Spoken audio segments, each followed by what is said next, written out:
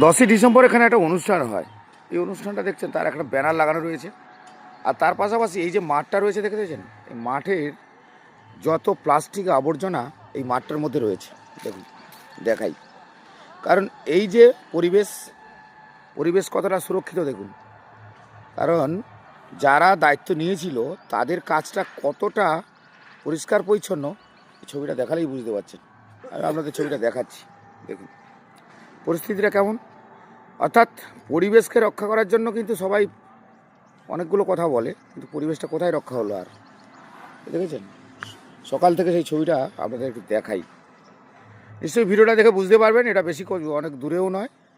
দক্ষিণ চব্বিশ পরগনার কাকদ্বীপের স্বামী বিবেকানন্দ গ্রাম পঞ্চায়েতের দক্ষিণ ধারে যে খেলার মাঠটা রয়েছে, সেই মাঠের পরিস্থিতিটাই তুলে ধরলাম, দেখালাম আপনাদেরকে। সকাল সকাল এই ছবিটি দেখে কেমন লাগছে লাইক কমেন্ট শেয়ার করে অবশ্যই জানাবেন আমাদেরকে।